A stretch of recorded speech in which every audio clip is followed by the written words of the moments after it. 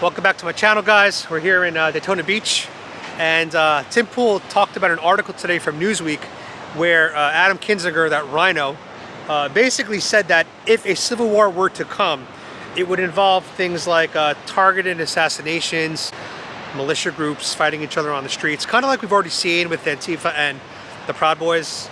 My opinion, I do think that we're in the middle of some sort of civil war.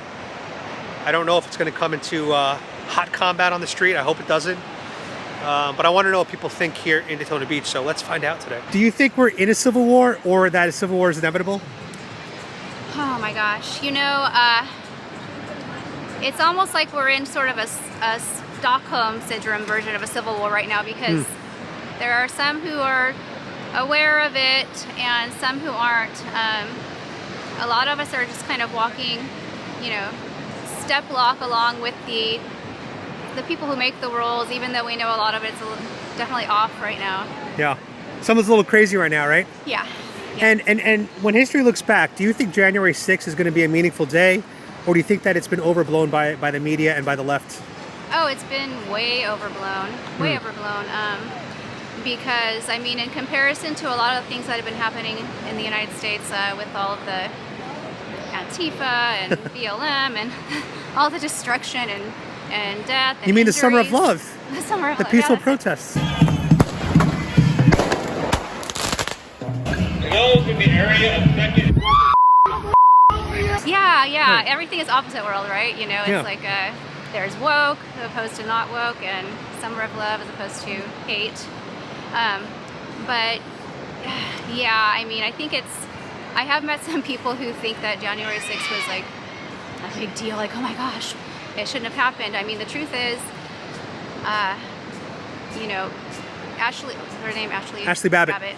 She was killed by a, Capitol Police officer, so there's a death. Another guy had like a heart attack or something, like Brian Sicknick. And then there was another, an officer who died off grounds. I don't think he died right there, Yep. So that's a little iffy on its own. Also. There was really only one death that day. It was Ashley Babbitt. She was murdered. Okay. Everybody else was natural causes. Okay, yeah, that's for the most part, from what I understand. That's kind of what I gathered. Yeah.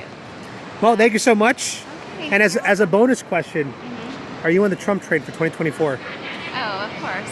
Oh, God bless you. Okay. And God bless Trump. Indeed. I got to shout out your sweatshirt. Let's go, Brandon. Thank you. Beautiful. Where'd you get the sweatshirt? Ordered online. Awesome. And where are you from? Illinois. Welcome to Florida. Sunny Thank down you. here. Freedom. Beautiful. So a lot of people are saying that we're either in a civil war or that one is inevitable. What are your thoughts? I truly think it's inevitable, and I truly believe until the White House is cleared out, ain't nothing gonna change. And January 6th, Yeah. when history looks back, do you think Yeah. that that's going to be a pivotal day in terms of our current civil war? I think that might have been the beginning. But I don't, it wasn't an insurrection. I think it was more of a protest. Everybody needs to go and vote and get them all out. Start fresh. That's right. Let's start fresh. That's right. And as a bonus question, are you on the Trump train for 2024? You know what? It depends on who runs against him. I wouldn't say I'm a Trumper. I'm just for somebody who loves her country like he does. That's pretty good.